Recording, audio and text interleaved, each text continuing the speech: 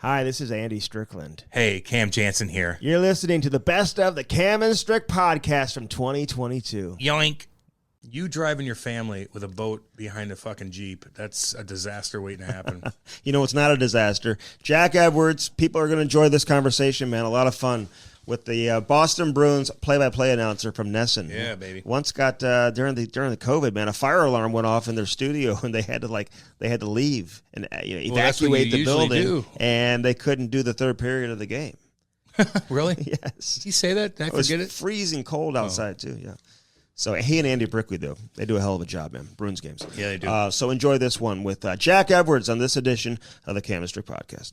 The Cam and Strick podcast is brought to you by CarShield. You know, nothing more frustrating, Cam, than when that engine light comes on and you know right off the bat you're going to have to spend thousands of dollars to repair your vehicle. Call 800-857-2481. Mention the promo code CAM or visit carshield.com and use the code CAM to save 10%. Yeah. That's carshield.com. A deductible may apply. Save yourself money. Sign up and get your coverage now with carshield.com. Now to the interview. Wait, what's your take on Brad? Like what should we know about this guy? Because let's face it, listen, he plays on the edge. He brings a lot of attention to himself. And now he's kind of opened up his personality this year, and he gets some attention for that. But, if he was on the other team, Jack, I can only imagine how you're, calling some of those games with him on the other team. What should people know about Brad Marchand? Should they like him more than they do?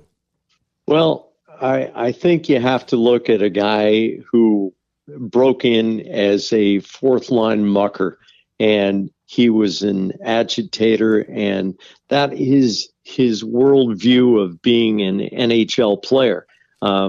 You've got to prove yourself on this shift, this period, this game, or you might get sent back to the AHL. And that has been universal in his character and his play every single game of his career. And he's turned into one of the most complete left wings in his era because the last 5 years, he's been a point per game player, and nobody saw this coming. And his dedication and discipline to improve himself and his work ethic and his work rate during games. Listen, when he's licking guys and stuff like that, what do the organization do behind the scenes to kind of get control of that? Because I find it hard to believe he would ever do something like that again. But I mean, listen, for a while there, Jack, we all know he was kind of he was off the chain. Some of the stuff that he was doing on the ice. Yeah. Bruce Cassidy invited Marchand and his wife and his kids over to dinner in the off season. And I think Cassidy's wife, if memory serves, introduced the subject, and they had a discussion about Marchand's real personality and the personality that he projects through his play. And they talked legacy. They talked how you're going to be remembered, and it is water over the dam with most fans. But that point was a pivot point for Brad Marchand in Boston because he really became conscious of his projected image and how he was damaging the team by getting suspended in the last week of the season and killing the momentum of a team going toward the playoffs. And, I liken it to a guy who's got the ultimate fire in his belly, but the fire in his belly ends up burning his house down once every 2 years. And, he had to find the fire hose to control that. And, I think the Jari incident was emblematic of how the fire gets too hot sometimes. But, he knows the next one is going to be massive. It's going to be a Rafi Torres style suspension, and that's going to be really, really harmful to his career and the trajectory of the Boston Bruins, because they depend on this guy on the power play. He's one of the best penalty killers of his era. He has 33 shorthanded goals in the career. That's an absurd number. Great players, great penalty killers usually end up with 10 or 15. And, he's the best retriever of the puck that I've seen in this era. Nobody goes after the puck like a dog on meat like Brad Marchand, and he's got to walk the razor's edge, but you can't separate the fire in his belly from the 5-alarm fire. His house is burning down again. So, that's just part of the risk and reward of having Brad Marchand on your team. You compared Matt Cook to Sirhan, and then you came out and apologized for that, right? You came out and apologized. So you felt like you needed to apologize. The situation with Roman Polak, I think you said karma can get you, whatever you said. And then Alan Walsh is coming on Twitter from the top rope. He called you a piece of shit. Like, did that bother you? And are those like some of the instances that you're talking about where the league gets involved? Neither one of those instances was what the league was trying to bring pressure on me. The Alan Walsh, we opened the season on the road in Dallas, flew to Phoenix that night, and I was awakened by a talk show calling me from Boston, saying, and I with a groggy tone in my voice, answered the phone, and the voice on the other end identified himself, and he said, "Would you like to come on the air and react to what Alan Walsh said about you?" And I swear this is true. I said, "Who is Alan Walsh?" And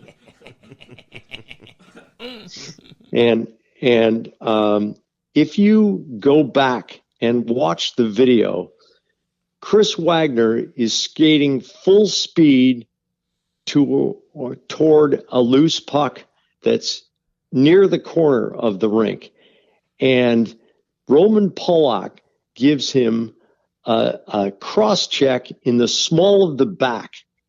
What was Polak doing? What was he doing? He was trying to throw Chris Wagner off balance as he was skating full speed into the boards. That is the play that has got to come out of hockey, because sooner or later, probably sooner, somebody's going to get their neck broken, and that's going to change their lives. It happens in amateur hockey about twice a year. You hear in North America, some poor prep school kid got trucked into the boards head first and he broke his neck, and he's going to be in a wheelchair for the rest of his shortened life. And Chris Wagner was making an honest play on the puck. He didn't foul anybody. He was skating in free space, and Roman Polak chose to cross-check him to send him off balance while he was hurtling toward immovable boards. And fortunately, Wagner sensed that. He didn't see it, but he sensed it, and he veered, I believe, to his right, deeper into the zone, and Polak went smashing into the boards and broke his sternum. And that's hockey karma, folks. Alan Walsh should look at the video, and if you watch the entire air check, we realized quickly that he was hurt, and didn't pile on. My initial comment was, that's hockey karma. Yeah. And in real time, I stand by my call. Yeah, I think you said bad hockey karma, whatever it is. Now, did you respond to Alan, or did you never responded to him? Alan Walsh makes the sound of one hand clapping. I'm not going to provide the other hand. There you go. There you go. Okay. When you have, okay, some of your most famous lines, like Alex Killorn, take that Harvard degree, whatever, to the hospital.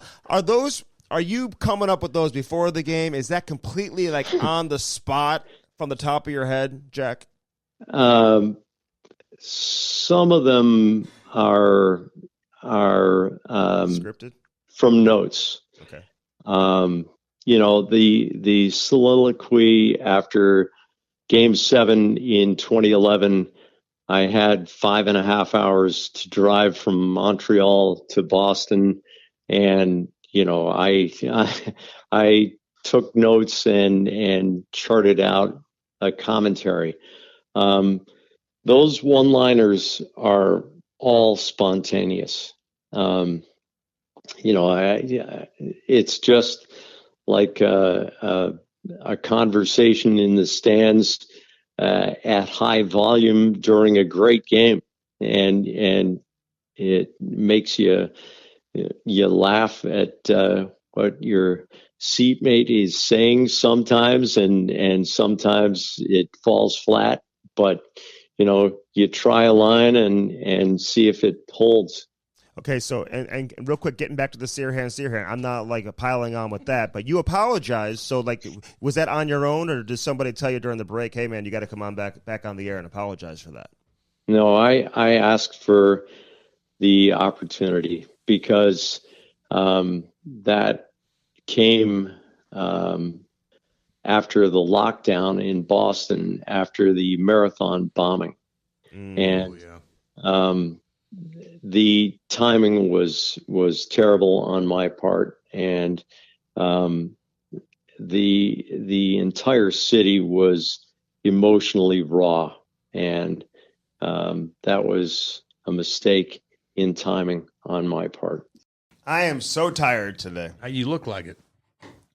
But I'm about to wake up with a great interview from our boy Eddie O. Eddie Olczyk on this edition of the Cam and Strick podcast. Incredible conversation comes up next.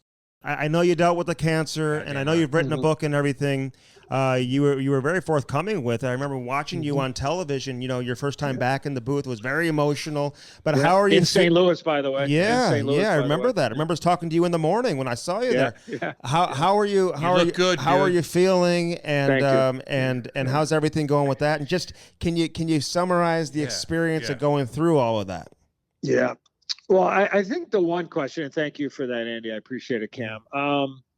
It's hard to believe. I mean, it's 4.5 years since I was diagnosed on August the 4th of 2017 of being, stage 3 colon cancer.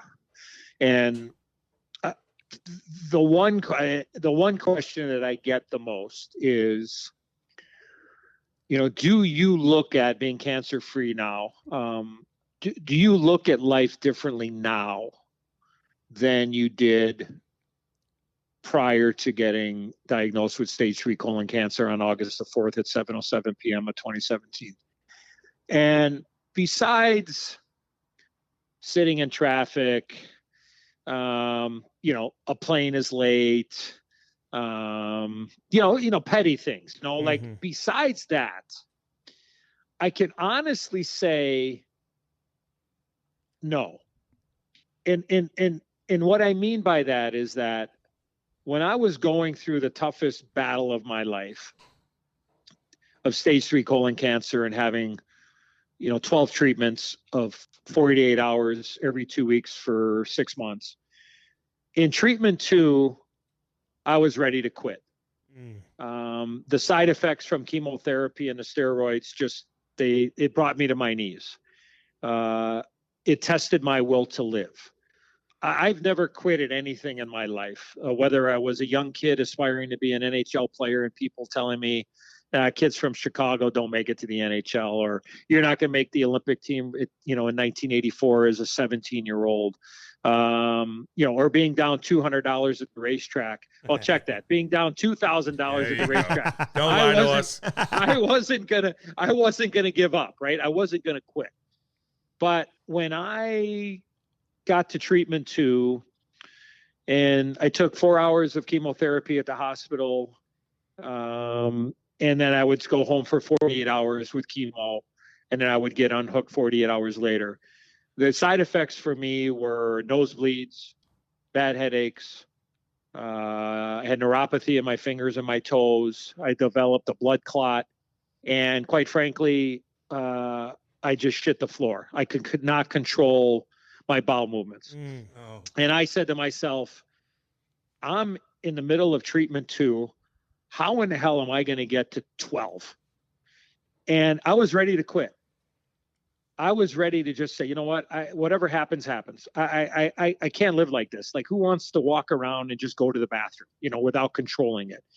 And I was ready to quit. And I had a port in my chest, which I had a fanny pack, and it was connected with a tube, and it went into my chest, and it would pump every 90 seconds. And the sound it would make would be poof, poof, God. Poof, every 90 seconds. And that medicine was going into me, and it was messing with my mind. It was, and I knew it was there to help me, but it was, destroying a lot of my inside, but trying to kill whatever cancer they couldn't get when they had the colon reduction. And with all these side effects, it just started weighing on me. And I told my wife, Diana, I said, I'm done. I quit. And I was really upset. And my wife grabbed me and Cam, you know what it's like to be in a locker room when a coach speaks, or, a manager speaks, or one of your teammates. Like, it's very emotional sometimes. And, you've heard some good ones, you've heard some bad ones, but I got the greatest inspirational speech from my wife on September 26th of 2017, because I got my first treatment on September 11th of 17, and I got them every 2 weeks. So the second day of treatment 2 is when I was ready to bail. And I told my wife I quit. And my wife grabbed me and she looked at me, and we had a 25-minute conversation where I cried 30 minutes of it. And she said, look, you got to fight. You got to fight for me. You have to fight for our kids. And you have to fight for all the people that love you. Yeah, I'm right. And I needed that.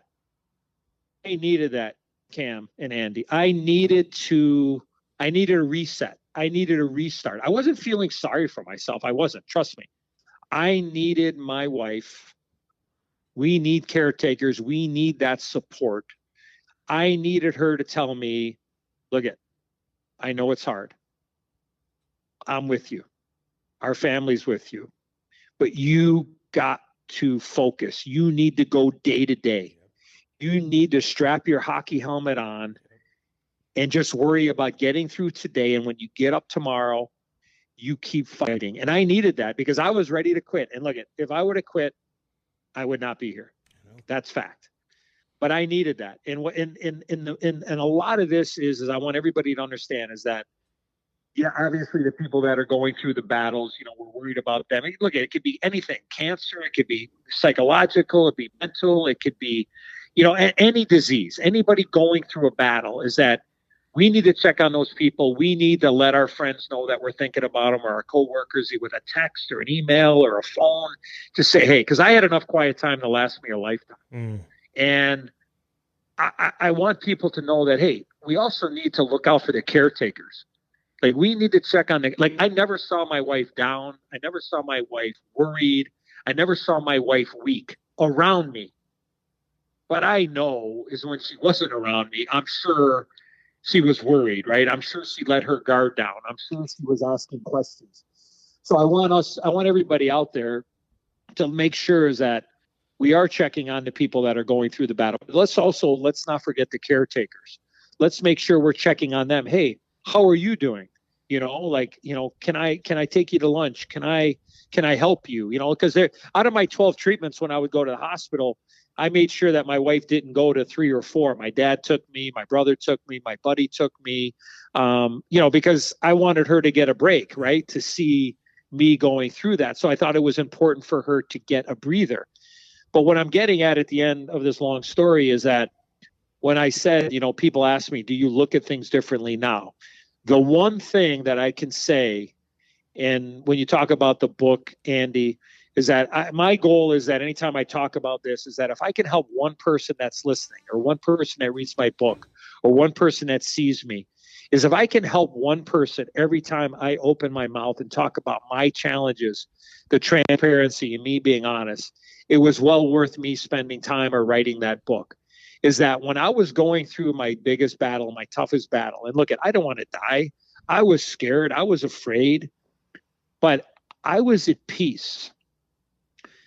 I learned somewhere along the line, I don't know where, is that I've always let the most important people know in my life. We all have a circle. I've always let them know how I felt about them. I've always said, hey, you know what? I just want to let you know my life is better with you in it. Mm-hmm. It would, no pun intended here, it would kill me that you didn't know, if I wasn't here, that you didn't know how I felt about you. Because most people will sit there when I just say, hey, man, I love you, man. I just want you to know I am so blessed to have you in my life. I just want you to know that. And everybody would say, my wife or my friends or, they would stop talking like that. Nothing's going to happen. Nothing. But look, at the end of the day, guys, we're all day to day. Really, you just never know. We're all day to day. And I just always let people know about that. And when I put my head on the pillow, even though I was scared, even though I didn't want to die, even though I was worried, when I put my head to the pillow each and every night, I was at peace. Because if it was my time and the guy upstairs said, okay, Enzo, it's time, then at least I knew I could close my eyes and know that my wife, my kids, my family, my friends, the hockey world, the horse racing world knew how important they were to me, and my life was complete. I am glad that I am the one that got sick. There was a reason that I got sick. No family history, nothing, zero. For some reason, I got stage 3 colon cancer, and I was able to beat it. I couldn't have done it by myself, but at the end of the day, I just hope that, if you're not feeling good, please raise your hand, talk to a friend, talk to a doctor. Don't sit there and go, I'll be fine. Because for me, guys, all of a sudden, I just couldn't go to the bathroom. That's how I found out I was sick. I could not go number 2. Yep. And all of a sudden, I was constipated. I couldn't go to the bathroom.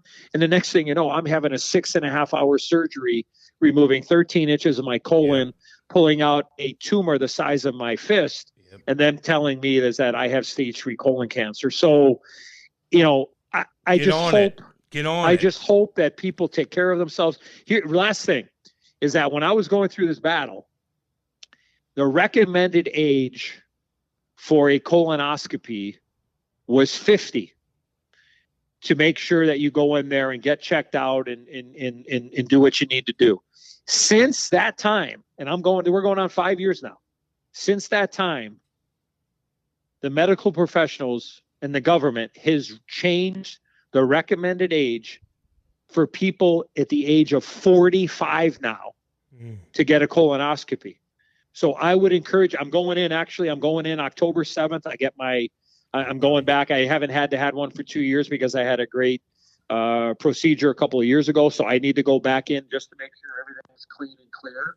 But I would encourage everybody to please, I would rather have you have no pun intended here, but in tongue in cheek, to have a shitty weekend preparing for a colonoscopy to clean yourself out than to have to get the news that you have colon cancer and then you have to go 6 months of hell and not know what's on the other side. So I encourage everybody, because I am a colon cancer survivor, is that please, when you get near the age of 45, like my kids, like my boys, my oldest boys are 33 and 31 respectively, because I am their obviously father and I got colon cancer, is that they will have to go 10 years earlier than the recommended age. So they will go in when they're 35 to be proactive and be ahead of it.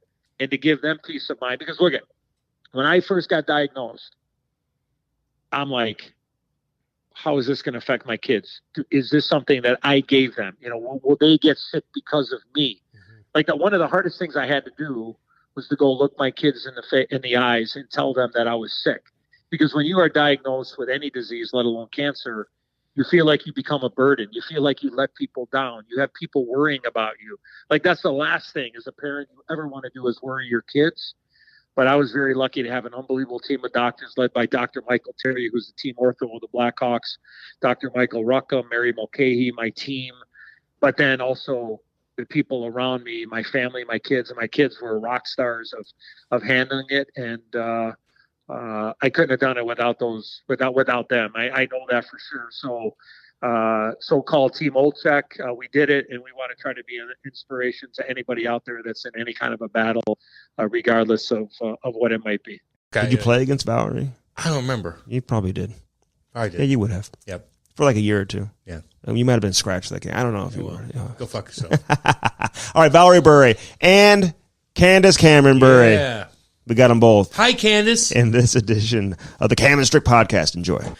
Like when you see yourself in those magazines, and like, does that bother you? Do you welcome it? Do you like? Does a part of you like kind of enjoy it? Like break that down for us.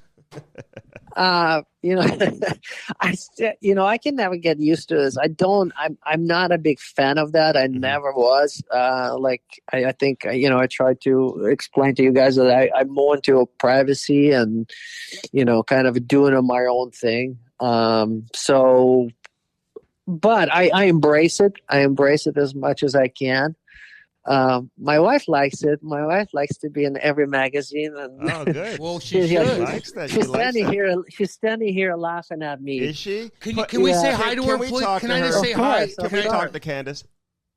I'm listening to my husband try to get out of answering this question. How are you? Candace. We talked about you the whole time, by the way. I know. And listen, Candace, my wife follows you on Instagram. I'm gonna have her send you a message when we're done. You do a great job promoting all the different products, everything you're doing, Candace. We want to get you on the show next. Yes. Okay. You are a sweet soul. I feel like I know you. And by the way, can we get some wine from you guys? Is that cool? We'll pump your tires up now. Hey, listen, we have our own beer. They made us a beer here, so we're going to send you some beer, and you're going to send us some wine. We're going to do a little trade. $350 bottle of wine. She doesn't want any seltzer from us, Andy. How are you? What's on the docket for you today? You have a full schedule or no? I have a half a schedule, a half a day. So today's kind of a light day. It's yeah, I have some meetings that I'm going to, but I'm trying to ease back into life after going through a lot of grief. It's been hard. Yeah, well, we're thinking of you with all of that. Yeah, absolutely. Now, did you become a hockey fan after you married Val? I remember you came to St. Louis when he played for the Blues. He only played here 5 games, but you came here. I remember there was like a rumor like Candace is here. Yeah. And like your relationship with the game, like did you come to really respect it? Yeah, I love hockey. I mean, I couldn't tell you stats or anything like that. And I still ask really dumb questions that Val's like, babe, how can you not know what the blue line is, 25 years later? But I absolutely love the game. And I love, it's so much fun. But I would get in trouble a lot. I don't know, maybe Val told you, because I would, if I didn't watch his every move while I was watching in the stands, he would like quiz me after every single game. Like, did you see this? Did you see that? And if I wasn't paying attention, oh man. Oh, listen, Candace. Oh, I do the same thing. I do the same thing now that I'm on radio every single day. And I ask my wife, how was I on the second segment? She's like, I'm working. I'm like, oh, okay. So don't worry about it. Yeah, exactly. That just means we love you. That's all. That's all it is. Hey, Valeri says that like you're only famous because you're married to him. So I mean, what's your reaction to that? It's true. I was just this poor little American, and then the Russian came in and he saved me. Who would have thought? How's your Russian? Can you speak Russian at all? Hey, there you go. Hey, listen. Yeah. Can I ask you this? Do you guys build a fire? No. Do you guys build a fire? The Christmas tree's on, and do my you put word. the Hallmark channel on? Do you watch your movies like my wife does? Come on, Candace. I need to know this. Gosh almighty.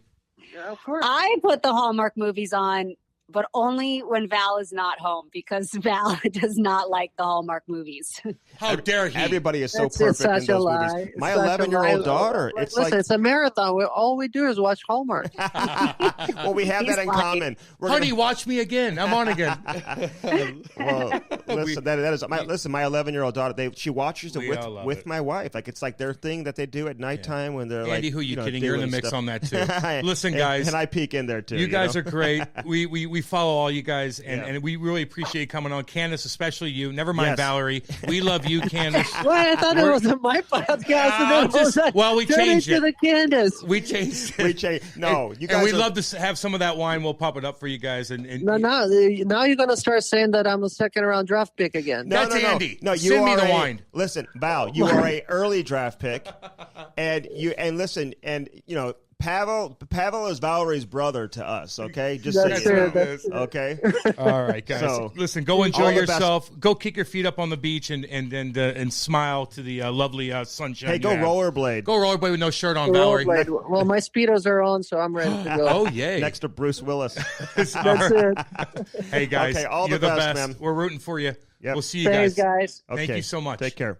Mr. Shin Pads himself. Yeah, monster shit. The rock and roller. Craig Ludwig, man. Yeah, baby. Pantera. Oh, you'll love this interview. Hell yeah. Luds. Is that his nickname? Luds. And I don't know. Craig Ludwig joins us on this edition of the Chemistry Podcast. Enjoy. Hey, can I get back to the Pantera thing real quick? I mean, that's my favorite. Just so you know, Andy doesn't know what the fuck it is, and that's fine. He gets scared of heavy music, so it's all good. But I'm obsessed with them. They got me over a bunch of shit. Like I know every one of their songs. Did you ever see Phil Anselmo? Was he ever around, or was it just the Abbott brothers doing their thing? Oh no, I've been out with all of them, and right in the beginning, it was sad when, they had their fallout and stuff like that. As a matter of fact, I just walked on. I'm right now. I'm on my little porch here that goes out to the deck. I'm looking. I have this bear. It's got one of their hats on the bear. It's got Vinny's guitar hanging here with his lanyard. Dime's guitar hanging here. It's got Vinny's lanyard on there, and then I got Vinny's symbol down underneath here with something he wrote on there. So, but yeah, no, Phil was there, but Phil didn't hang with the group as much as, as the other guys were there, and Kat and Vinny and Dime and Rita, and Rita that Hayward. Rita Dime's girl, who was exactly. Yeah. And so Rita was around all the time, and so, and like, you didn't see Phil at Vinny's house. You didn't see Phil at the clubhouse and stuff like that. Well, listen, here's one that, the St. Louis thing comes in. So we had beat Edmonton or somebody like that. And I don't know where it was, but anyway, we swept somebody that year that we won the cup, and we had about maybe 6-7 days off before the next round would start. And we had 2 full days off, and Vinny, I went out with him after that game. And he called me about, I don't know, it was early in the morning, 2-3 in the morning or something like that. And ultimately he said, "Hey, be at the airport at 6. I'm like, "What?" He goes, "I need you to be at the airport at 6 a.m. I said, "Vinny, what are you talking about?" He goes, "You're coming with us." I said, "Coming with you where?" And I said, what do you mean go? I can't go anywhere. I said, "We're in the middle of playoffs right now." He goes, "Dude, I know you got 8 days off." I said, "We don't have 8 days off." And he says, "No, you're coming with us." I said, "Well, where are we going?" I said, "No, I didn't say we, because I wasn't going. There was no way I was going." He says, "Where are you going?" He goes, "Well, we're heading to Mexico City with Metallica." And he goes, "You're coming with us." And he knew I was a big Metallica fan at the time. And I said, "That ain't happening." So we hung up. I went back to bed, stared at the ceiling, called him back, and I said, "What time?" And he told me 6. And so I jumped on. So I call we were in the morning. I call one of the guys, and Dan Stuckel's still there. And I said, "Stukes, I got to tell somebody." I said, "Here's what I'm doing." He's like, "What?" And I said, "Yeah." And I said, "I'm going." I said, "We have 2 days off." And he goes, "Luds, you're going to Mexico City with fucking Metallica." He goes, "Do you know what?" I said, "Yeah, of course I know what could happen, but what the fuck?" So I said, I said to him, "Stukes," and he goes, "Why you call me?" I said, "I got to call someone." I said, "If something happens and I don't make it back, you can at least tell them where I'm at, and we'll figure out from there." So we hang up, and he calls me back, and I said to him, I said, "Man, you're a huge Vinny fan. You love Vinny and Panther. Why don't you come along?" And he goes, "Nope." And he hung up on me. So he called me back in 10 minutes. What time we leaving? I said, are you going? Oh yeah. So he goes. And so this is funny. You guys will be able to bring this up to Army. Not that he'll remember, but so he gets to the airport and I said, Stooks, who did you tell? I asked him, did you tell anybody? He goes, yep. I said, who'd you tell? He says, I told Army. I said, no, what did he say? He goes, he hung up on me. And he said something like, I don't know nothing. And then he just hung up. So we went to, I went to Mexico City with those guys and that kind of stuff. So did they play? Did Pantera play? Did they have a concert there, or were you guys just hanging out? Was Pantera? Oh no. They opened up for Metallica, and it's funny because when I get there, oh, I probably shouldn't tell this stuff, but I get there. No, you're good. Yeah. It's fine. Yeah. It's all good. So I get there, and Vinny comes up and he goes, "Hey, you want to go meet Hetfield?" And I said, "Yeah, sure." So, and it was a horse. I mean, it's Mexico City, for God's sake. So it's not like you're at the Forum in Montreal or in LA and stuff like that. So you're walking back through these curtains and the bouncers and all this other kind of shit. So anyway, Hetfield comes out and talk to him, stuff like that. And he goes, "Hey, let me take you back to meet Lars." I said, "Okay, cool." So I walk through this curtain and he goes, "Just walk down there." And I get to the next curtain. And here's this big brother. I mean, he is huge, super good guy. And he looked at me and I said, "Oh, no." I said, James told me to come. He goes, "Oh, yeah, I know." And so he lets me in. He was like a scene out of Scarface. So I walked back through the curtain and there's Lars. And he looked like that. Isn't that yayo? Yeah. And so I'm like, "Hey, how you doing?" And he goes, "Hey, you're Ludwig." I said, "Yeah, pleasure to meet you, blah, blah, blah." I turn around. The security guard goes, "Dude, you're okay. You can stay back here." He goes, "Everything's fine." I said, "Nope, I'm good." And so we just walked out. He's partying. Oh, yeah. And the meeting that those guys had was they had 54 minutes. That's it. Don't go over. And it's because Pantera at the time were more popular in that particular part of the world than Metallica was. Wow. And so they get a little edgy if they went over, and the place was going nuts for Pantera.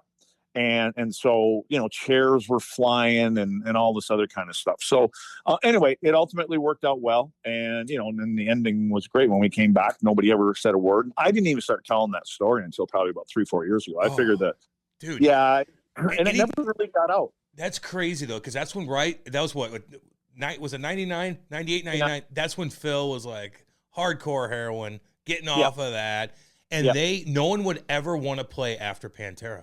Because they would kick ass so much, or you just can't keep up with it. It's crazy. Yeah, no, exactly. I mean, there were, and I'm telling you, those guys were so welcoming to the whole team. I mean, that's why Vinny was part of the Stanley Cup parade. They had their own float. All right, so let's get to Ryan Miller, man. Enjoy this on the Cam and Strick podcast. I look at the Buffalo fan base, kind of like the St. Louis fan base, die hard, spend money. They're into it. They're emotional. If you look at the rankings as far as the TV is concerned, Buffalo's always on there no matter who's playing hockey. Like they watch it up there. They love their hockey. And they haven't won a cup, but I feel like it's changed. Like maybe with the Olczyk hit, it kind of went downhill after that. If you kind of like look at the trajectory, but then the other day you got Jack Eichel coming back with Vegas. And Buffalo steps up like, we're going to kick the fuck out of you. And you look who scored the goals. You look who scored. Tucky scored the goals. There's a picture of Jack Eichel barely back checking when Tucky's going to get the empty netter. Yeah. And then Jack goes and starts kind of bashing the fan base. And I look at that like, man, you just don't touch that, man. Those guys supported your fucking ass. You got 80 schmil in the bank, and you kind of bash them, bash the organization all you want, whatever, with all of your doctor shit, but you kind of bash the fan base. I didn't like that. They lose. I think now it's trending in the right direction. Let's say you. I think Jack hopefully regrets saying that. It was probably a very emotional moment for him. I know that when I had to leave, just even the talking to the media about leaving was, hard. And then coming back, it was almost overwhelming for me. Considering what happened with him, I'll give him a little bit of benefit of the doubt. Like, you can say things that you can take back. I think it's definitely something he can take back if he's, apologetic and he kind of shows some awareness. But in the moment, I get why he's saying it in a way because it's probably overly emotional, but it's not the right thing to do. I mean, like you said, fans there are fantastic. They did have his back. I think even through the process of, separating himself from the team and ultimately getting traded, I think the fans handled it pretty well. I mean, he was a superstar for them. And, it started to come out that he maybe asked for a trade or that maybe a trade would be the best thing. And then, usually there's a little bit more venom behind the fan base when that kind of stuff happens. I thought he got a pretty fair shake getting out of town. I agree with you. So I'd hope he can look back and at some point make amends because it was a big part of his life. And I don't think he's going to want to shut Buffalo off. I know that I've been away from Buffalo for far too long, considering, as I started my life outside of Buffalo, it kind of coincided with becoming a parent. So it was kind of hard to stay connected as much as I'd like to have been with Buffalo. But I hope he understands, like, he's not going to want to, cut those ties. It's not going to be a good feeling to You're going to have to go erase. back there anyway. You're going to have to go back there and do events and stuff like that. Yeah. You want people to hate you. You don't need to alienate yourself Why would you do from any fan chirp base, chirp the organization. Don't chirp the fans. They're paying to watch you play. Yeah. I don't think he's going to want to erase a big part of his life like that. That would be unfortunate. So I hope he can, come to a different place with it. But, I'll bring it back to my experience. I wish I could be around Buffalo a little bit more. It's just been, becoming a parent, being on the West Coast, and then COVID. It's just kind of like, there's really been no opportunity. So I'm hoping to get back there, next season, and start to kind of, my son's at a good age where he can start to understand some stuff. So I want to show him kind of a big part of what my life was. So I bring it right back to Jack again. I hope he doesn't erase, a decade of his, almost a decade of his life. Yeah. Hey, let's talk about the Olympics real quick, man. 2004 or 2010. Mm-hmm. I mean, one of the greatest performances we've ever seen, man. I mean, just Olympic lure. USA, baby.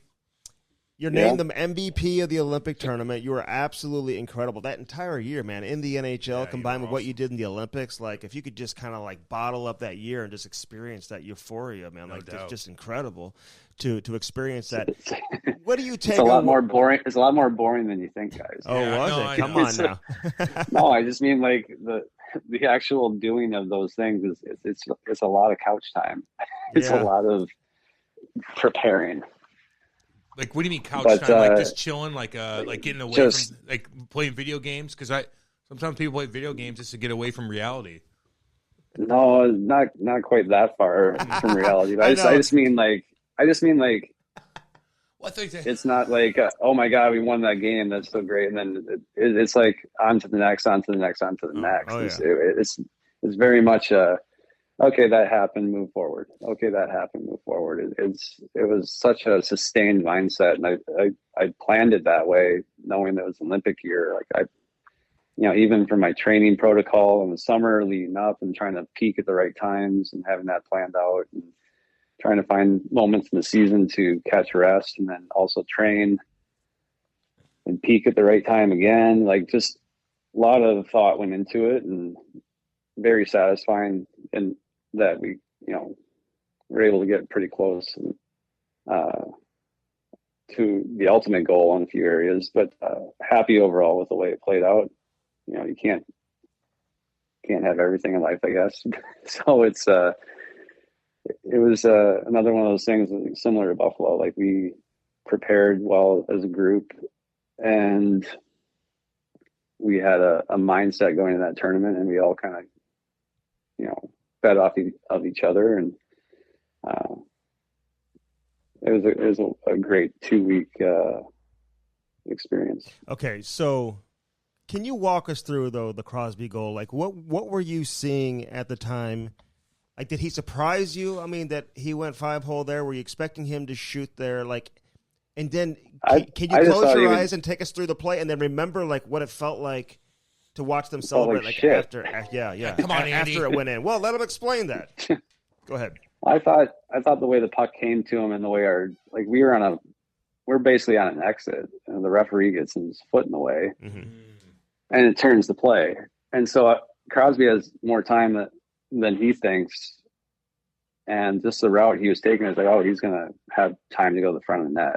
So I was kind of getting into that position, but he never changed over, and he just makes a quick play. Smart play by him. He, didn't look up, knew where he was, and then as he, watching that back, his skates don't come to the center of the ice. So it's a mistake on my part. Like he didn't change his line. I just thought like, oh, he's got this puck. Our guys are high. He's cutting to the front of the net. Yeah. And that was my first thought. And then obviously it's wrong. So no time to recover, no time to do anything other than just, I think your first game back, by the way, was in Pittsburgh, and you got a louder standing ovation than Crosby did. Like, really? Well, he's American, man. Team Goddamn USA, right. USA, best baby. player in the tournament. You got a louder ovation than Crosby, who scored the winning goal, man. Hey, I'm curious what the players were saying to you in the handshake line, like the Canadian. Does anything stand out in terms of what they said to you at the time? I don't remember what any one of them said. Honestly, I don't remember one thing. It was just kind of like. It's like one of those movies where somebody, a bomb goes off nearby and there's like a tinnitus sound. Like, it's just like that. Mm. Like, I remember people saying things, but it's like, it's not registering. Yeah. You're in a dream world. Yeah, bad nightmare dream world where you just got to shake hands and nod to everybody. Yeah. But I tried to shake it off. I told myself, we didn't get to do the opening ceremony at the Olympics. And I was kind of like, I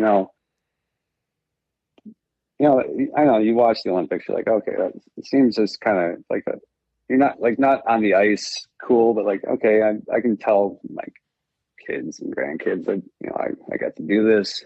So I told myself, well, we're not making the opening. If we make it for closing ceremonies, it means that the tournament went really, really well and I shouldn't enjoy myself. So, I kind of sucked it up, and I was actually, I was proud of what we accomplished. I went out there and I'm proud of this. We had a really great tournament. We came together as a team, and the guys who chose to, it was a small group of us, went to the closing ceremonies, got all dressed up and walked it and participated in it because I don't know, it just meant that we had a good tournament. Mm-hmm. And I was trying to be happy about that. I do remember, of course, it's like insult to injury. It's like right after they scored. The Olympics is weird. You have to walk out through the media, like you walk through like a maze, and the media can stop kind of whoever they want. So it's like you can't even like get yourself settled. You have to like you're still in your equipment. You're like something just happened. You have to walk through this maze. And then like they grabbed me at the end of it. Like, I don't even know what I said. And then they grabbed me and they're like, hey, you've been chosen to be randomly drug tested. Oh God, that's a nightmare in my world, homeboy. and yeah, but I just, you just played an overtime game. I don't think I had an insane number of shots, but it was somewhere near like probably, I don't know, like 40 something, like close to 40 shots. And, you're kind of gassed and you're dehydrated. And then they tell you got to go take a piss after you lost the gold medal game. I'm just like, really? Wow. Yeah, go fuck yourself. So did you do it, or you said yeah, no? Were you like no? No, I mean you have to, or your team will get penalty, like Disqualified. You won't get that silver. Yeah. Like like something might happen, so you're just kind of like, oh God, like Bad okay, news. fine. Yeah. Publicity. Like how many beers is it going to take me to go take a piss right now? Well, that's what you do. You just crush a bunch of water and you'll piss water and you'll make it. There's nothing in there. Yeah. Hey, trust no, me. I know. I know how to do this. Yeah, if you crush water, they say the test doesn't work and you have to sit there longer. So like you have to drink something with something to it. So yeah, beers or Gatorades or something. And at that moment, it's just kind of like, okay. And another funny part is Noreen and I had, been dating, and it was actually her birthday, and she had come for the first part of the Olympics, and then she went back to LA. And when we made the gold medal game, my parents, they didn't really say anything, but like, oh yeah, no. Like, I look at my phone and like, she's like, hey, I'm here. I'm like, I didn't know she was coming. So I'm like, yeah, I'm probably going to be like another hour, like just hanging out down here. Trying to piss. Yeah, I scrambled out of there, went back, got changed, went to the closing ceremony, and met up with my family, obviously, on the way over there. And it was funny. It's like they were trying to, like, I was so late and I didn't know what happened. I didn't even know that they had named me the MVP. Like, no one mentioned it. No one mentioned it in the media. And it's like, while I'm walking, trying to get dressed to go to the closing ceremony, how was our media guy that was talking to me? I have to remember this, but he's like, oh yeah, congrats on being named the MVP. I was like, okay. Oh, cool. It must have been nice, like walking out and seeing her, and that probably put a smile on your face. You know what? Everything is pretty good in my life right now. Mm-hmm. Although I got silver, but I got her waiting for me. We're good. Yeah, everything's fine. Everything's fine. It stings, and it is kind of hard to look back on. We were so close.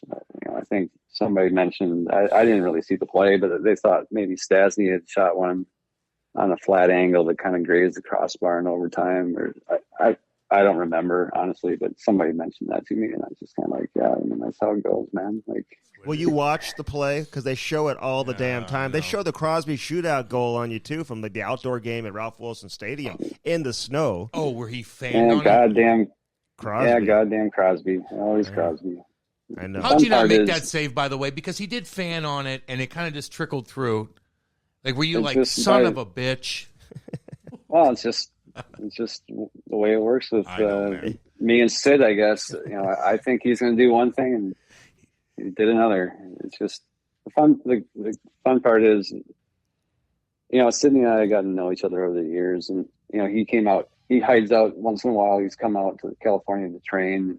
We train together, and there's a when I was retiring, playing some of those last games, there's some guys who reached out, mainly guys I played with, and a few guys I didn't play with, but Sid was one of them, and that was nice. He's a classy guy, and we've gone head to head, and he got the better of me.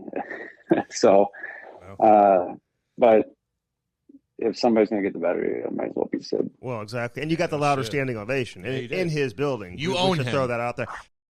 Don Koharski, he tells you about some T-shirts in there, too, so listen up in terms of how you can go get these T-shirts that he's selling out, too, man. Great personality, great for the game, great for us on the Cam and Strick podcast. Enjoy. But now you see, I feel like the interaction between officials, not all of them, and the head coach is just like, it's different. I mean, we saw John Cooper get kicked out of a game earlier this year. Really weird. In the playoffs, and he was like, I don't know what and listen, I feel like maybe, whatever, we don't have to talk about the actual incident, but, he even said that he didn't feel like what he said was anything different than what he normally says. But, like, you feel like the younger referees, they don't get that part of it, just in terms of letting these guys vent and maybe trying to, like, soak up some knowledge at the same time? See, and I think the opposite. I think they allow those guys too much to vent, because the verbal abuse off the bench is way more blatant in today's game than it ever has been. Well, really? It's quieter. It's done it all. Yeah. I mean, when Coop got kicked out, it was by Wes McCauley. I mean, our face of the game for referees. Right. And who knows? It's just maybe Wes had enough of maybe a 5-game accumulation. And I'm not so sure if Coop didn't want to get kicked out that night at home. Okay. All right. So it's a touchy-feely thing. And then if you ask Wes about it, Wes said, you know what, Cole? I'm pretty sure I did him a favor, because I think he wanted to show his fans and at home that he wanted to get kicked out.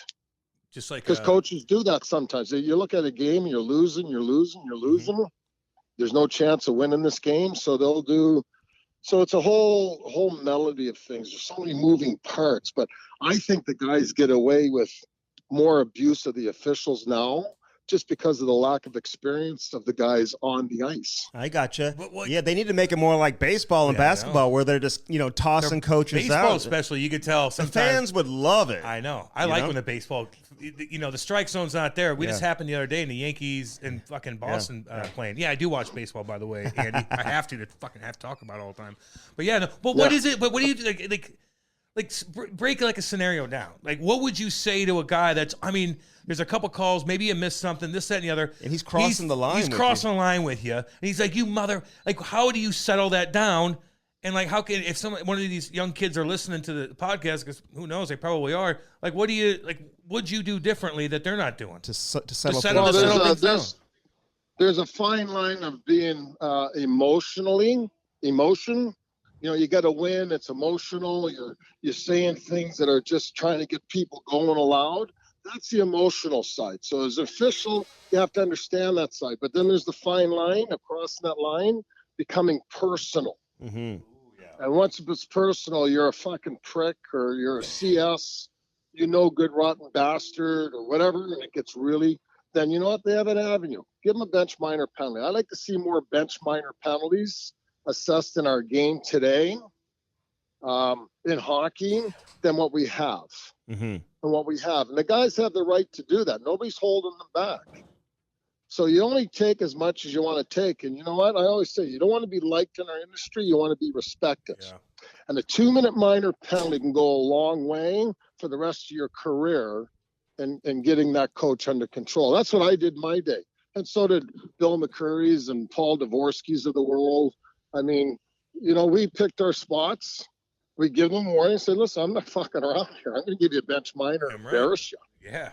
Yeah. And then if they call you out on it, you fucking give it to them. Yeah. And then they go away. They leave you alone the rest of your life. Let me ask you about, so say you're reffing and say you got a guy like Craig Berube, like who you've ref when he was playing.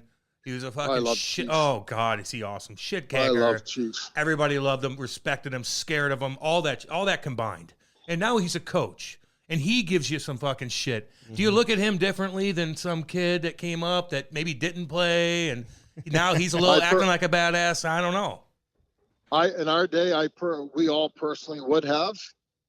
Like, those are the names, the Al Arbors and the Bowmans, the Burns, the Pat Quinns, those guys that earn their stripes and they're where they're at. And a younger coach, absolutely. I think our senior people or the senior people in the NHL officials, they get that still. They understand, the senior coaches in our league, like the Rick Bonuses, and they get a little more leadway than most of them do. But all you have to do is tell those guys once, hey, that's it, Rick, or Bones, whoever the senior coach may be, Maurice, whoever they are. And they understand that. It's just the young coaches that have to get tuned in my opinion. And I don't think the guys tune them in enough. I'm out of that industry now, so I just don't think they tune them in enough. They can take care of their own business in-house in any given game and pick a night when they're losing 7-1.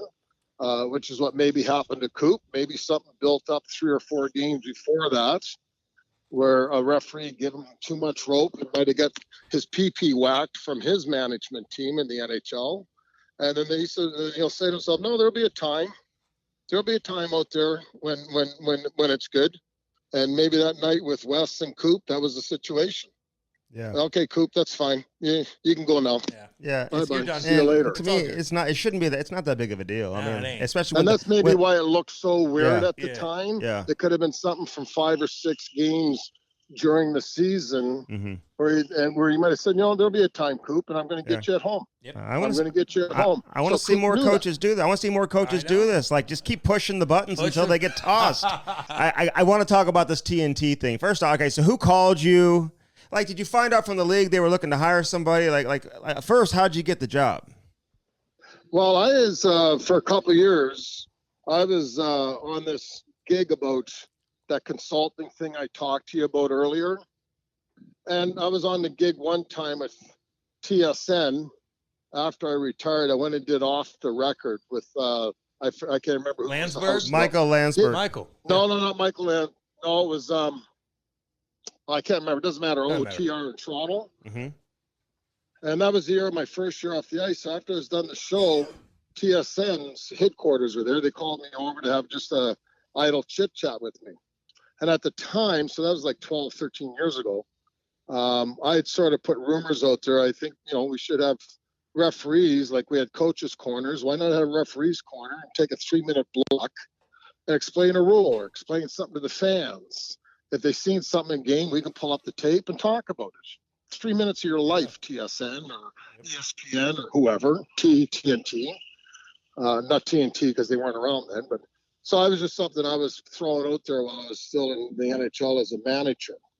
So TNT or TSN called me in, and the way they explained it to me real quick was that, well, if you can come on and shit on all the referees and crap on them, on all the bullshit calls they're making, we could look at hiring you for that job. I said, no, what I would like to do is go in there and educate the viewing fans. I mean, we're at a stage in our game now. We've come so far from the catch and grab days.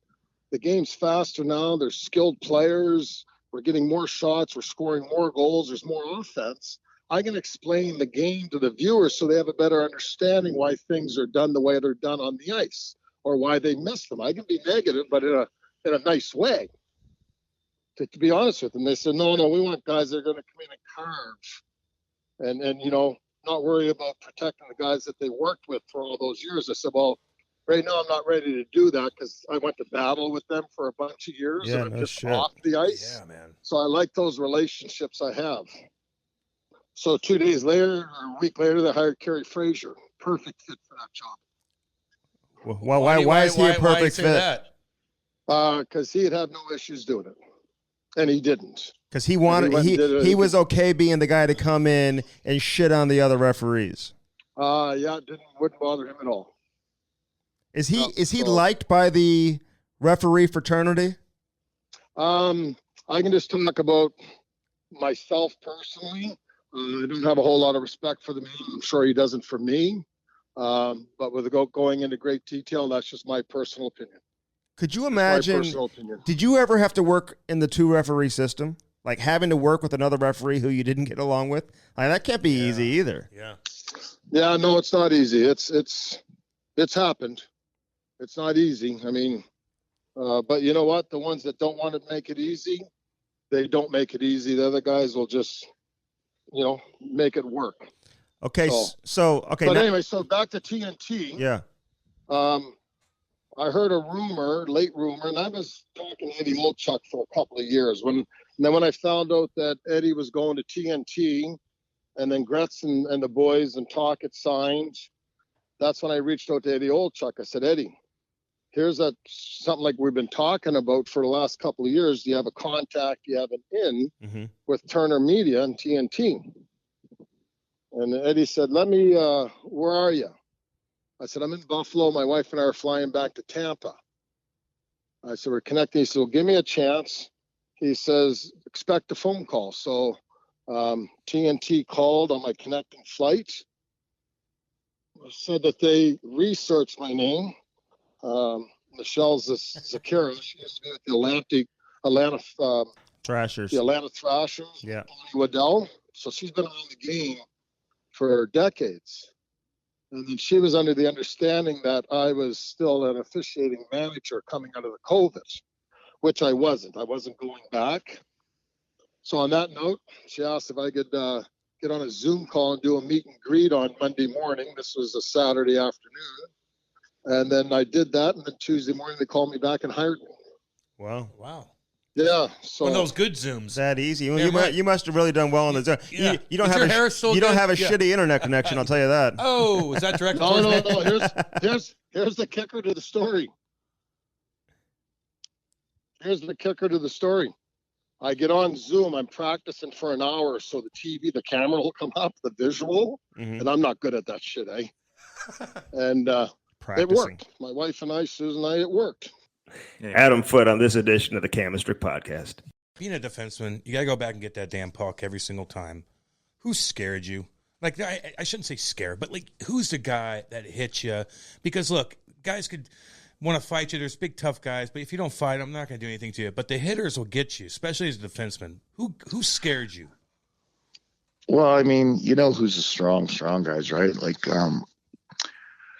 I was scared in junior when we played the Kitchener Rangers one year with the Borg and all those guys. My God, we didn't know how to go back and get the puck. We didn't have the reps, and I couldn't believe going in that building. Like every guy ran you, you know. If you pause, you're kind of screwed. But you learn going back for pucks how to do it, and I knew when the big guy was on me, right? So then I would go to the puck but stop and then lean back on him, or reverse hit. Not necessarily reverse hit, because when they're bigger than you and stronger, and that usually doesn't work when they're ready for it. But you just get used to going back for them. I mean, but guys, Bertuzzi's strength, he never really ran me, but getting tangled up with him, he was hard to knock off pucks, and obviously Lindros's strength, and then I could not believe Weimer, how strong he was. Jason? Up in Cal. Oh, my God. Wow, was he just I couldn't move him. And but then Olczyk, I couldn't believe it when I played. I was towards the end of my career, but I could not believe how strong that guy was. And so that's probably those types of guys, if they get you the wrong way, you're in trouble. So you have to be aware, but you just learn how to do it. You just figure it out. You brought up Bertuzzi, man. I remember him hitting McInnes in the playoffs in that seamless glass in Vancouver, and he did the same thing to Jackman, I think, the next year. But we've had him on. Listen, what do you remember about that whole Steve Moore incident? Because I know obviously you're playing for it, and that's such a crazy time as well. I don't think you were on the ice for it, were you? No, but Moore fought. Moore was known as a college kid back at the time, right? And Moore was like freaky strong. He was just on his skates, and when he hit a guy, when he hit a guy, you could tell it was a big hit, right? And Naslund had his head down slightly, and Moore hit him, and I didn't even think it was that dirty. But the following game he fought Cook, and then we go up to Vancouver, and I think it's Sakic's best. He's from the area, and he loves playing there, and he plays his best hockey, and he was on fire. And I think we were up by a lot. I don't know if it was 8-something or 7-something, the game got the game was out of hand, and I think our coach, made a mistake putting Moore on the ice, and Bertuzzi was revved up, and Morsey felt him on his back, and I think Morsey should have turned around and at least grab the guy if he didn't, protect himself a little bit. It seemed like Bertuzzi had him for a while, and then when he hit him, Blake and I were like, oh my God, he's out, something's wrong. We knew right away. It was an awful feeling to see, and but Bert's just he's so strong. I get it how it happened, right? It just seemed like Moore was not braced enough for it, And when he went down, I remember Mike Keane then takes his visor off his helmet on the bench. As the stretchers, I look at Keener and I'm going, oh God, it's going to be one of these ones again. What's going to happen next? But I think because the hit was the result of the hit was, we knew he was in trouble. And the game, it didn't get out of hand. Everyone was it shows you're human, right? And when you see a guy get hurt like that, it actually shut the game down. And I don't think anyone fought after that or even was running guys. We just wanted to get it over with and get off the ice. Peter Worrell on that team? Was Big Pete? He was. He was on the bench. Was he trying to do something? He was on the bench. And did you like him? He may have. Yeah, I liked Pete. Yeah, he made me laugh. He was a funny guy. I remember Blakey and I, one of the first road trips were in Vancouver, and Blakey loved to be a prankster, and we were roommates at the time, and he took our trainer's key, and he said, he was laughing. He goes, Footer, come on, we're going to go scare currency. So we're in the elevator getting ready, and Korean, we're all on the elevator with us. And they're like, what are you doing? And Paul Korea, we used to tease him, man. We used to tape him up. This guy's too funny, but we go, we're going to scare currency. So Blakey gets in the room and they go, can we come? Yeah, you can come. And they're so fired up. They've never done this before. And Blakey goes, you two go in the closet, and we could barely fit with Morel, right? So Korea's crouched down. Morel's like up and under the hangers and leaned over Korea, and I'm dying laughing. And Blakey goes, Foote, get in the shower. So I'm in the shower, and Blakey's behind the door. And Kearnsey comes in with his bathroom bag, whatever, drug bag or whatever it is. And Blakey just, what are you doing? And he just starts jumping on the spot. And I open the curtain real fast, and I go, what are you doing? And he just kept screaming, the trainer. And then Korea and Morel couldn't get out of the closet. They couldn't open the door. They were stuck there. Oh, it was so funny. And they didn't have any part of the joke. But, God, yeah, Morel was a good guy. And so was Korea. But, well, God, we'd love to tease Korea. Oh, who didn't? I played with him too, man. Like his warm up with the band. Did he do the bands? Like he'd have his hockey bag, but then he'd have a different bag for all his warm-up gear that the trainers would have to take care of. Although he did take care of the trainers afterwards, but his warm-up routine was so damn funny. He got beat by Big Walt so bad. Oh, God. Oh, my God. Oh. Well, how about when he chooses steak? You go out for dinner with him, and I think he's got to chew it a certain amount of times so it digests properly. Oh, my. And, I mean, you got Blake. He was saying, I think Blakey's done before. He's had 2 bites. And we used to tease him, look at him, and he would just sit there and chew, and we'd all be done our dinner, and we'd be laughing, teasing him, and he wouldn't care. And he just chew every single one. I don't know what it was, 26 times or something. I don't know. But he chews like a cow eating grass is what he did. Listen, there's so much we could get into. I mean, you played in the '96 World Cup against that Team USA team. You're there when Gretzky gets passed over for the shootout, which, by the way, we had Mark Crawford on. We asked him about that. Believe. And what did he say? What did Mark say? And we had Bobby Clark on with us, and we had Gretzky on the podcast too. And he kind of took the high road. Crawford, what did Crawford say though? I'm trying to remember what he said. I think he said, if he had to do it all over again, he would have put 99 in there. Like, okay, I could have done that, Adam. What were you guys thinking? You know what? I just remember, like, I didn't understand, like, and I'm not a goal scorer, but my job is to stop guys from scoring. And what I saw, you know, when they asked Ray Bourque already had the tape off his shin pads when he didn't think he was shooting, right? Mm-hmm. And I think their theory, someone was afraid of Hasek, right? So their theory is, how do we score on him? Well, Ray hits all those targets in the All-Star game. That's all I can think about. Like, why is Ray going? You know what I mean? I love Ray, but I'm sure he's not had a lot of breakaways, you know, in his career. I was in shock. And then, you know, when Lindros came to the bench and asked a couple of the guys what to do, I didn't feel good about that. I was like, what? You know?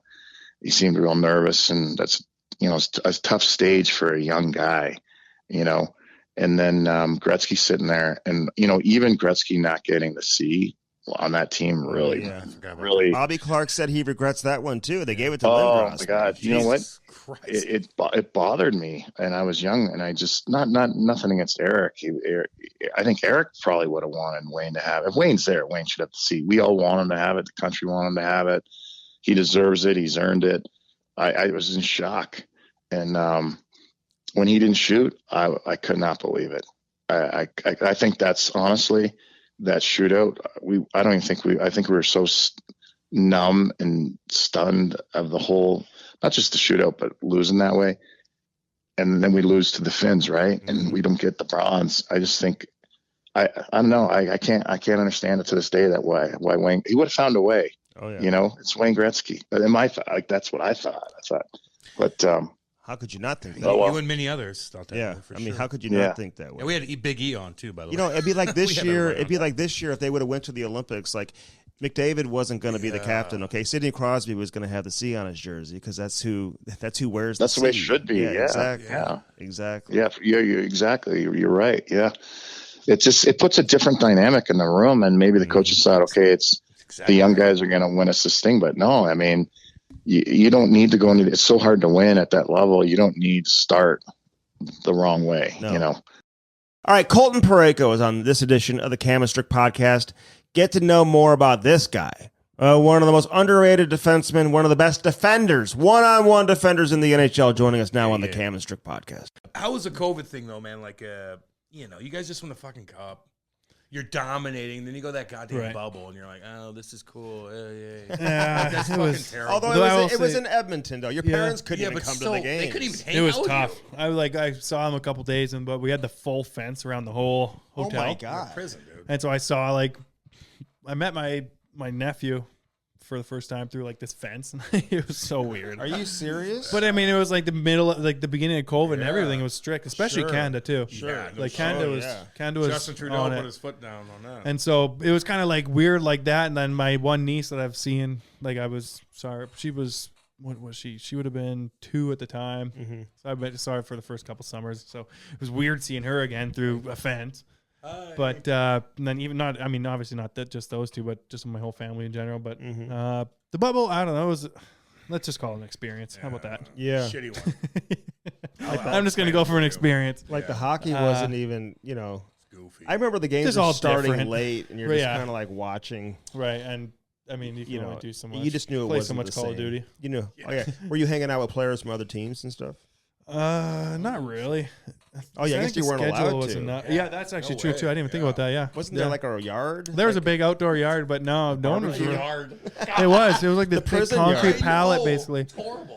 But no one really. No, 'cause I I heard- personally didn't really go out there that I- much. I went and had a coffee or something maybe once. There was a Tim Hortons, like a coffee shop, Like a They had, kiosk. they that had like put in a- there. Drop it off for you. oh, what's the word?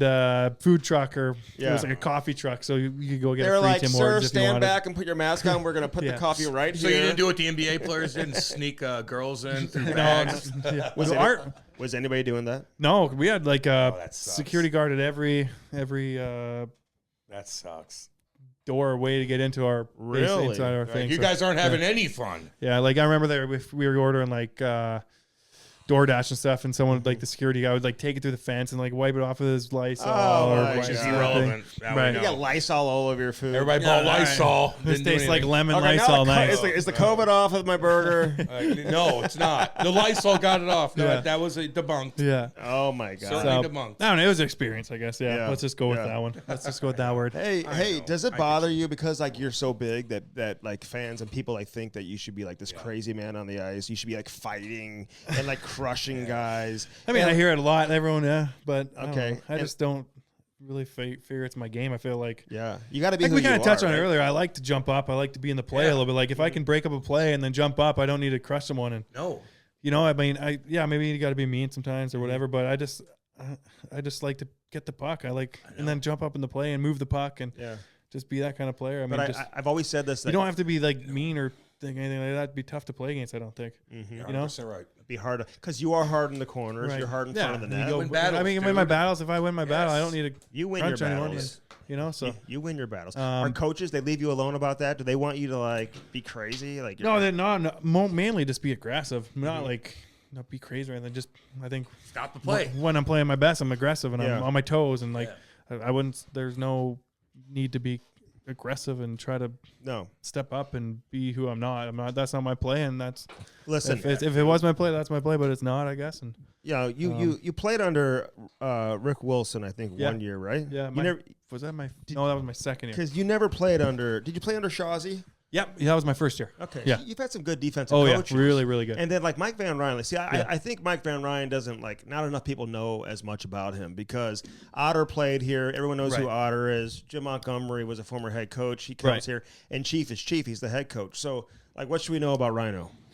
Very smart. Just the way that he sees the game and teaches the game, I would say, is kind of what I've noticed, and definitely I've learned a ton from him, and obviously I've been with him for years now. So I would say it's safe to say I've probably learned the most from him, just being with him for as many years as I have now, and just easy to work with. Guy that understands the game. He's been pro. He's been around for a while, and just like I said, he teaches the game the right way, and it's easy to learn from him, and he understands it. What kind of partner do you like? You like a partner who like likes to get up ice? You want a partner who's more conservative and sagging back? Like, what do you like?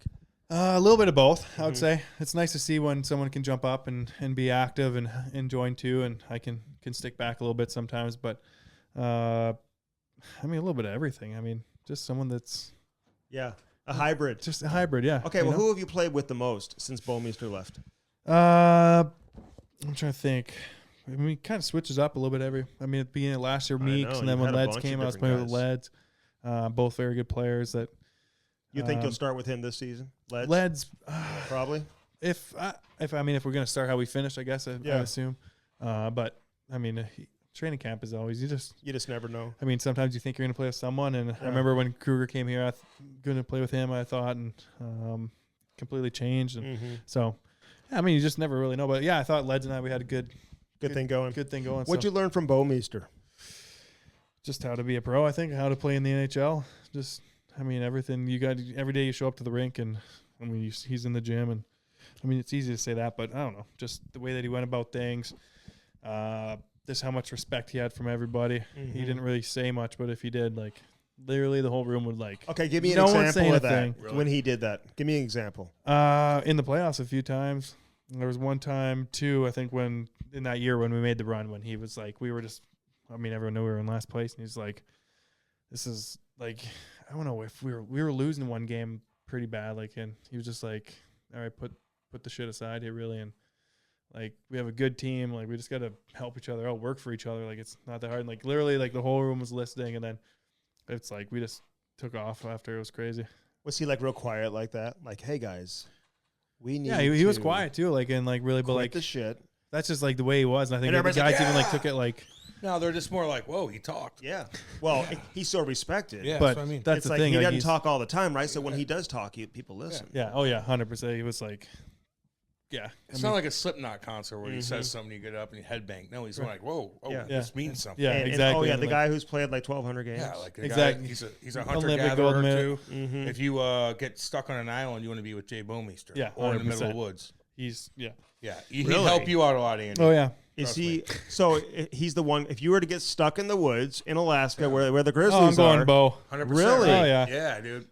Because he'd have no panic in his game. He'll make a fire. He'll make he a knows structure. how he's got it figured out. Yeah. He'll kill something for you so you can eat and survive. He's got it all. He'll help you. You might survive with him, Andy. I'm not gonna lie to you. Oh really? Yeah, and Bear Grylls, but that's about it. But no, it was cool to see how much just how powerful it was. What about Chief? Good, unreal. Big can you joke with him? Like, are you know what I mean? Like sometimes, like you're like, okay, like if some of the older guys or whatever. Can you fuck off with him a little bit? No, you can joke. Yeah, 100%, and it's fun. And Otter too. Yeah, Otter too. It's just good. They both play. They get it. Yeah, which it makes it a lot better, and they understand just having a good room. I think that's one of the biggest things is just having a good group and good room. And make fun of Otter ever, like if he does anything, because he's such a. Not really. I haven't. No, I don't know. No, I know. I'm just asking. You didn't either. You know. Hell no. He ran my show in juniors. I know he scared me. Hey, you almost went to the WHL though, didn't you? I was close. Yeah. Which team? Edmonton. I think they took my rights or whatever, but no, it was too late. I was like 19, I think. Did you like the college experience? Like, are you glad you went that route? Yeah, I mean, yeah, it helped me definitely. Could you have gone anywhere else? Any other colleges offer you a? Not yet, maybe eventually, but at that time, But you think college helped you more in a hockey perspective than going to Dub? I think so. Just like I said, I didn't even lifted weights until junior. I was like $100 maybe or something like that.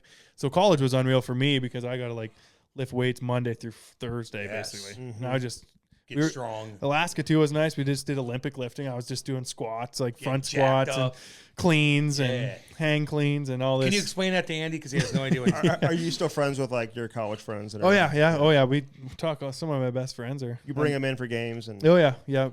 They meet me on the road sometimes. We come in and watch some games on the road and. Oh yeah, they're everywhere. Couple live in Huntsville, and they'll come to Nashville. Is anybody else still playing from your college team? Overseas, yeah, a few guys. Good. Yeah. So it's Al McInnes. How much interaction have you had with him? And how much has he worked with you one-on-one? And if he hasn't, he hasn't. But everyone always talks about your shot, his shot. When you're younger, and when you first came into the league, right? That was always I wonder Al McInnes working with him on his. Is that something that you guys ever did or no?